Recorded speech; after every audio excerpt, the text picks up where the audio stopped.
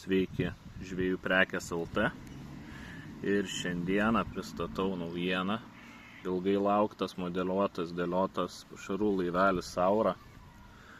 GPS plus sonaras, taip pat yra pasirinkimas dar su povandeninė kamera.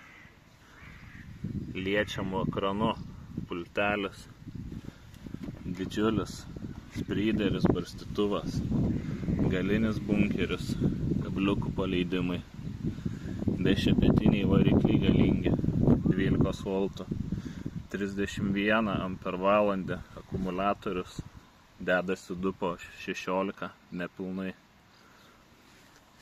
Patikimas ir sandarus, tvirtas korpusas, puikiai ir lengvai perprantamas valdymas su šiuo pulteliu,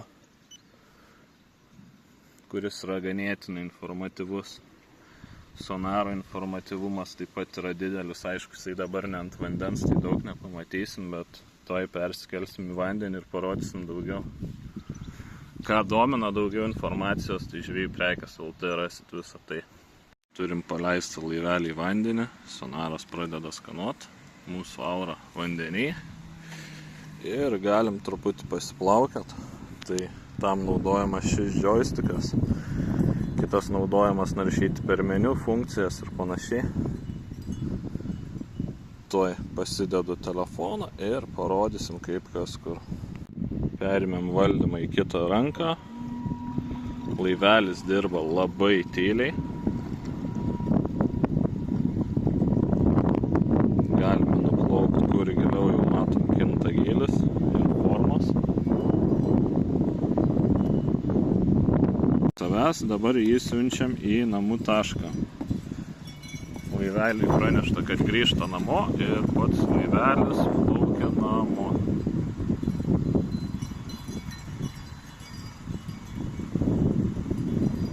Atplaukus į vietą, kaip mato, dabar yra didžiulis vėjas. Laivelis turi palaikymą, tai jo, kad ir pūstų, jisai atsistatinėja į tą pačią poziciją. Kaip matot, jį bando nupūsti, jisai pats koreguojasi, atgal grįžta į tą pačią vietą. Jeigu pamato netikslumą, vėl atgal grįžta ten pat. Šis dalykas ganėtinai vertingas, nes vis atstovi toj pačioj pozicijai.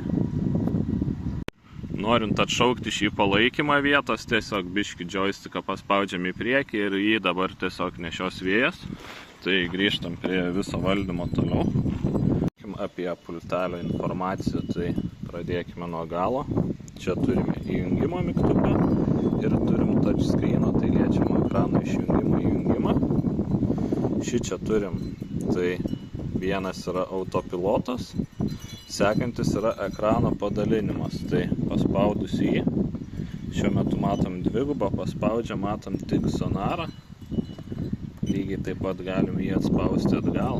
Tuomet ši čia mygtukas yra namų nustatymui ir šito žvejybos pasirinkimui. Tai einam paspaudę jį, tai per šį čia koordinatės ir turim užstatytus taškus ir nuo kokiu atstumu jisai yra nuo šių taškų šiuo metu.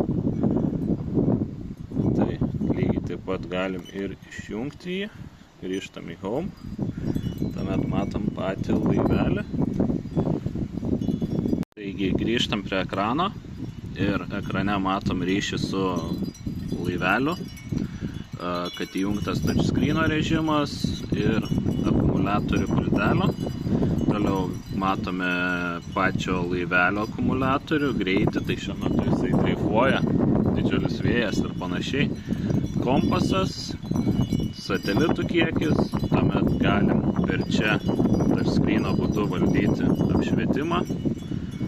Galime atsidaryti kairįjį, dešinįjį bunkerio dalį, kabliuką paleisti, nueiti į nustatymus, pasirinkti ryškumą, tada pasirinkti laukus ir GPS taškus. Apačioje matom atstumus nuo namų taško, tuomet galime pakeisti pavadinimą, tai aš dabar tiesiog pavadinau ežeras ir palikau. Tai kiekvienam laukui pasirinkus čia galim užvadinti tam tikras vietas, kad atskirti, kur yra žvejojama. aišku, pats satelito visas valdymas, split screenas ekrano, tada nustatymai greitieji viso sonaro ir tada einam prie mygtukų. Tai čia matom. Tada einam prie mygtukų. Tai čia matom žvejybos lauko pasirinkimą, galim pasirinkti norimą lauką. Tuomet ryškumo reguliavimas, joystickas eiti per taškus, tai pavyzdžiui atsidarius su šiuo mygtuku, ne šiuo, bet su šiuo mygtuku visus šios, tai galima eiti per taškus ir tai pasirinkti. Aišku, išeinam į pagrindinį meniu, toliau kairysis ir dešinysis bunkerio atidarimai, kabliukų paleidimas, atidarimas galinio bunkerio, tai šėryklos, žvejybos sonaro nustatymai iš karto ir spryderio paleidimas. Spryderis paspaudus pasijungia, sukasi, norit išjungti, paspaudžiat vėl išsijungia. Tuomet čia matome pašvietimą laivelio, tai išjungti jungti galima, grįžimas į namų tašką, joystickas valdyti jį. Su šitais lygiai taip pat galima keliauti per meniu, naviguoti, pasirinkimo OK funkcija ir išėjimas iš meniu. Tuomet pagrindiniai dalykai tai settingsai. Taigi grįžtam į nustatymus. Turime sonaro nustatymus, tai jautrumas. Susimažinus jautrumą galima matyti truputį mažiau informacijos, bet čia viskas priklauso nuo telkinio, kadangi šito telkinio gylis giliausia vieta virš 5 metrų, tai pasirinkau mažesnį jautrumą, to pačiu mato ir mažesnė žuvis. Mažiausia gylį, aišku, dar galima buvo iki 5 mažinti, tuomet matom dar kitaip dugną. Kuo labiau didinam gylį, tuo viskas kinta kitaip. Tuomet žuvų simboliai. Simboliai jungti, tada aliarmas, tai kokio dydžio žuvį pranešus, kad supipsėtų mums. Tai grąžinam range į 10 metrų. Tada eina paviršiaus nustatymai. Tai galim pagal norus, nuo aukščiausių iki žemiausių ir triukšmo filtras aktualu. Toliau eina laivelio nustatymai, tai čia galim pasirinkti kompaso kalibravimą, pranešimą apie išsikraunančius akumuliatorius, joystick kalibravimas, nustatymą,